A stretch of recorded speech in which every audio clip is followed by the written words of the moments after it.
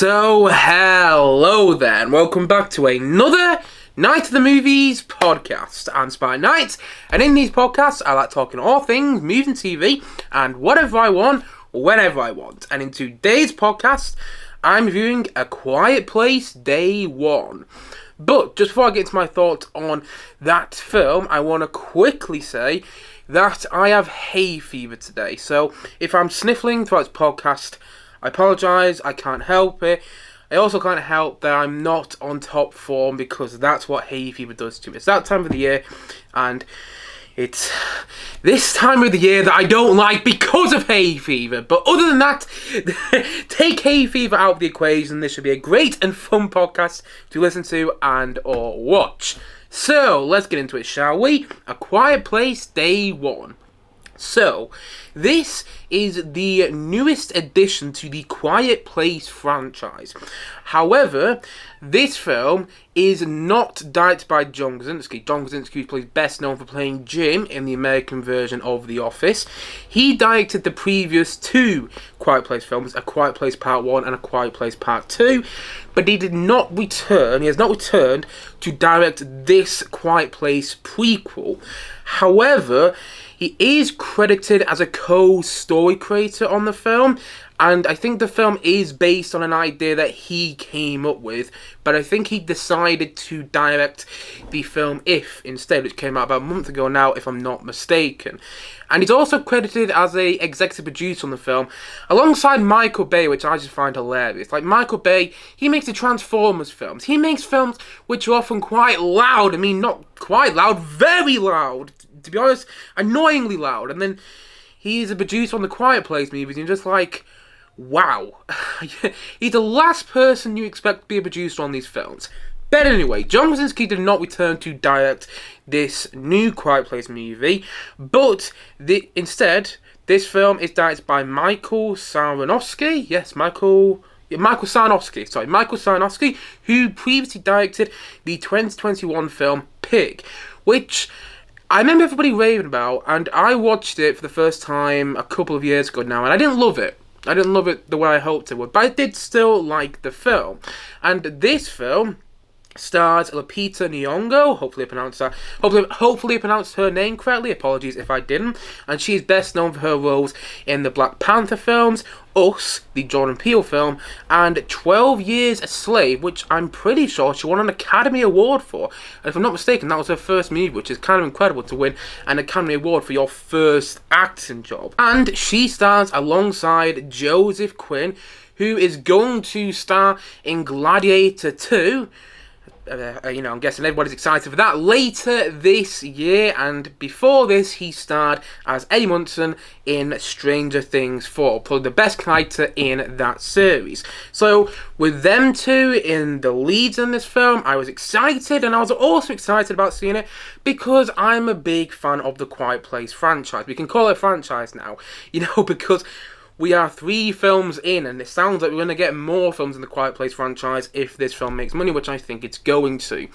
I am a big fan of the Quiet Place movies before this one. I remember watching A Quiet Place Part 1 when it came out on DVD and being completely blown away by it, even though I didn't watch it in a cinema. I mean, I really wish that I watched it in a cinema, because imagine watching that in the cinema with the sound design and everything. God, it must have been an experience. And I didn't watch it in a cinema, unfortunately, but my viewing experience was still unforgettable when I watched that film for the first time. And then I made a point of going watching A Quiet Place Part 2 the day it came out of the cinema, and I was blown away by it the same way I was blown away by A Quiet Place Part 1. And that's the thing, I would have much preferred this to be a continuation, the next Quiet Place film after A Quiet Place Part 2, to be a continuation of that story, the story of Emily Blunt's family that we've been following in the first 2 Quiet Place movies. But instead, we got a prequel, and the prequel's not a bad idea. I actually quite like the idea of this movie, setting it on day one of everything happening, setting it day one that these creatures we see in the Quiet Place movies arrive, and setting it in New York of all places, which is famously one of the loudest cities in the world, setting it in this location and setting it on day one, when the creatures start to invade, I think is a great idea. But I still would have preferred a continuation. I still would have preferred A Quiet Place Part 3 instead. But nevertheless, I was excited about seeing the film. So that's exactly why I went to go and watch this earlier today. And if I can get it up here, the Google plot synopsis for the film goes as follows. When New York City comes under attack from an alien invasion, a woman and other survivors try to find a way to safety. They soon learn that they must remain absolutely silent, which is the thing about the Quiet Place movies, if you didn't know already, as mysterious creatures are drawn to the slightest sound. And honestly, I thought this movie was great. And what I really liked about this film was how unexpectedly affecting it was. I did not expect to be as emotionally engaged in this movie as I ended up being. And I thought that the storytelling had this tenderness to it, the same way the storytelling has this tenderness to it in the other two Quiet Place films. And I felt this film was very much in line with the other two Quiet Place movies. It felt very much like it was part of the franchise, which is saying a lot because it's from a different director, but this is still a Quiet Place movie. You know, it earns that title, a title which I think John Krasinski really made fantastic in the other two films. And I thought it was well directed. I thought the performances from Lupita Nyong'o and Joseph Quinn were totally believable. I also felt the story was totally believable and authentic as well. I really bought into Lupita Nyong'o's character. I didn't expect to believe her. I didn't expect to believe in her character as much as I did, because often when you watch an actor in something else and you can't get past that it's that actor that you watched in something else, if you follow my thinking. I'm not sure if it made sense there, but you get the point I'm making. Sometimes you can't get past that you've seen this actor in something else, and that distracts from your viewing of the movie, but it didn't distract from my viewing here. As soon as Lupita Nyong'o came on screen, I was like, oh, I believe the character she's playing. I totally believe her. Same with Joseph Quinn, who I've also seen in other things, and I thought, like I said before, the story and the world that we see in this movie was totally believable, which is saying a lot when there's creatures, you know, climbing all over buildings and hunting people who make the slightest sound. And also, I really liked how this film made you care about the main characters. You know, that's something the Quiet Place movies have done so well. And the thing about the Quiet Place movies, and that's including this one, is that if you don't, if you don't care about the characters, you're not invested in the characters, then you're not going to be that scared when they get into peril, when they get into dangerous situations. And this film makes you care about the characters, so when they get into those dangerous situations, you're biting your nails, because the dangerous situations are nail-biting and intense to watch and are brilliantly done.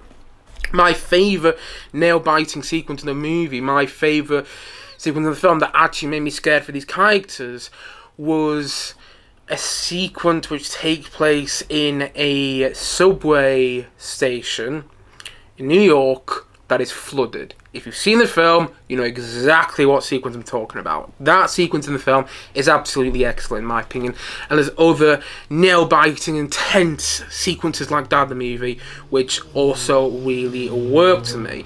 And one of the biggest reasons I loved this film, I did love this movie. One of the biggest reasons I loved it was because it didn't just rely on jump scares. And, I speak about this all the time when I review horror movies on this channel. My least favourite horror movies just rely on jump scares. And I don't mind a couple of jump scares in movies. This film has some jump scares here and there. But the thing about jump scares for me is that they only elicit an emotion for like 30 seconds. They feel cheap. And I think the best horror movies are ones which make you feel unnerved, which make you feel like, you don't know what's going to happen to these characters, which make you feel scared for the characters, and which build up an atmosphere as the film goes on, which make you feel more scared as the film goes on. And I don't think this film makes you feel I don't think this film makes you feel that scared as it goes on, but it does make you feel intense. And this is a horror thriller, and thrillers in the end, need to make you feel thrilled. Thrillers need to feel intense, and this movie does feel intense, and it does have those horror moments which you want that don't just rely on jump scares. It's a good horror movie because it doesn't just rely on jump scares, and it actually makes you scared in quite a lot of sequences in ways that I didn't expect it to. And I thought that watching this in the cinema was an absolutely terrific experience, especially with the sound design, which is such a huge and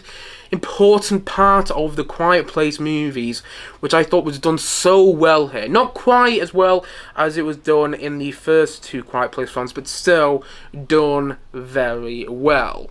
My biggest criticism is that I would have liked to have seen the moment that the humans realised they can't make any sound around these creatures, otherwise they're going to be killed. Because we don't get that in this film, and I felt that was a bit of a missed opportunity. Actually, I didn't feel it was a bit of a missed opportunity. I felt it was quite a huge missed opportunity, because you had potential there to really show a horrifying sequence where humans realise, oh my god, we're not going to be able to play music again without dying. We're not going to be able to talk to each other properly without dying. And maybe that's my expectations getting the better of me, but that was my biggest criticism. I wanted to see the moment where the humans realised, oh my god, we can't make a sound, otherwise we're going to die. And you don't get that in this film. And for the Quiet Place movies, which are, you know, pretty much built around that, I was hoping you were going to get that from this, especially as it's a film set on day one of everything happening. And I have some nitpicks here and there, like I would have liked there to be more of a connection with A Quiet Place Part 1 and Part 2, and there is a connection. Djimon Hounsou, who was in A Quiet Place Part 2, reprised his role in this film, and this film is set before the events of A Quiet Place Part 2, so there is a connection there. And perhaps if they make A Quiet Place Part 3, to cut me out then because I almost spoiled something, perhaps they make A Quiet Place Part 3, there will be some links. That's all I'm going to say. But, you know, like I said before, I had some nitpicks here and there, but in the end, I really don't have any big problems with this movie. Yeah, I would have liked to see the moment where the humans realise they can't make a sound, but even that, I wasn't too bothered by in the long run, because I had such a great experience watching this movie, and I found it so unexpectedly affecting that I came out the cinema feeling emotionally satisfied and emotionally fulfilled in a way that I really didn't expect. You know, I can totally see why some people would go to cinema to watch this film and not enjoy it, because the trailers have advertised this movie to be a sort of end-of-the-world type film, and it's not that. It's not an end-of-the-world type movie. It's more of a human story. It's more about the humans trying to live in this world where these creatures now exist, similar to the other Quiet Place films. And I liked that about it. I liked how it was similar to the other Quiet Place films, because the trailers made me think that it wasn't going to be similar, that it was going to be that end-of-the-world type movie. And I was like, how is that going to work in the Quiet Place franchise? I'm not sure if it will, but then, because it was more in line with the other two Quiet Place films, I ended up enjoying it loads more than I was expecting to. But, as I've already said, I can see why some people watch the trailers and go, oh yeah, it's going to be an exciting, action-filled blockbuster. It's going to show, you know, how... It's going to show the first day. It's going to show how these creatures came down to Earth, why these creatures came down to Earth. We're going to get buildings falling, creatures killing crowds of people. People are going to go into this movie expecting that. And that's not what it is. And I can see why that wouldn't work for people then. But personally, I liked that it wasn't that type of movie, and I liked that it was more in line with the other two Quiet Place films, because that's the sort of film I want the Quiet Place films to be. If you follow me there. Again, I'm not sure how much sense I'm making, because hay fever is really getting to me. But the point I'm making is, I really liked this movie. I loved it even. It was not the movie I expected to be the first time, but the second viewing, I'm gonna know what's coming, you know, and hopefully I'll enjoy it even more the second time. Yeah, I thought this was a really great film, and not what I expected it to be, But boy, was it worth a watch in the cinema. And so, all in all, I'm going to say that A Quiet Place Day 1, I'm going to say that's an 8.5 out of 10. I'm giving it that rating because I did love the movie, and I do think it is very well made, and I think it's a great continuation of the Quiet Place franchise. I do wish it was A Quiet Place Part 3 instead, but I'm glad this film exists, because now we see a different perspective on the Quiet Place world than we've seen before. Because if this was just A Quiet Place Part 3, I suppose one of my criticisms would have been, I wish we got to see a different perspective. But now we have seen that the other perspective. So when we get A Quiet Place Part 3, which I'm almost certain is going to happen, we will get back to those characters and get to see and know what else has happened in this world. And I wouldn't mind if they made more Quiet Place films like this. Make A Quiet Place Day 2, set it in, the UK, where I'm from. Or, make A Quiet Place Day 3, set it in Australia. Make A Quiet Place Day 4, set it in Japan. I don't know, you could do loads with this franchise. Or you could even just do A Quiet Place Day 1, version 2 or something like that. Obviously call it a different title, but just set it in a different country on the same day that this film is set. And I think it could be a really interesting take on this universe. That being said, I do want to watch A Quiet Place Part 3 though. Give me that film next, and make it tied to this movie. Bring some characters back that may or may not make it to the end of this movie. Bring some characters back that we see in this film that we hadn't seen in the other two Quiet Place movies yet, if you follow me. So yeah, I am very excited. Yeah, that's the thing actually. I'm more excited for A Quiet Place Part 3 now because of this film. Because this film was surprisingly emotionally affecting. I got invested in the characters. I loved the tender storytelling. I loved the kind of film it ended up being. I thought the big set pieces were done very well and were nail-biting to watch. I loved the human and heartfelt moments, because this film does have some surprisingly heartfelt moments which hit me in the feels. And you know what? I thought it was such a great watch in the cinema. It's a great new addition to the Quiet Place franchise, and yeah, I loved it. I absolutely loved it. And time to answer the question that I put in the title of this podcast. Almost forgot to answer, but time to answer the question: is it as good as A Quiet Place Part 1 and A Quiet Place Part 2? No, but it's pretty damn close. And you know what? Maybe it'll be as good on a second viewing, but after my first viewing, I think it's, more than a worthy addition to this franchise, nevertheless. And so, all in all, as what he said, and as I'm going to say once more in this podcast today, A Quiet Place Day 1 is an 8.5 out of 10 from me.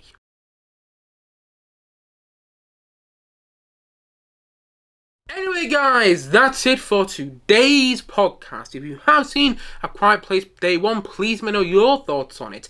Maybe you loved the film, or maybe it just wasn't for you. Whatever your thoughts are on this movie, please let me know in the comment section below. And as always, thank you for watching or listening to this podcast. And if you haven't yet, please click down below and like and subscribe on this podcast.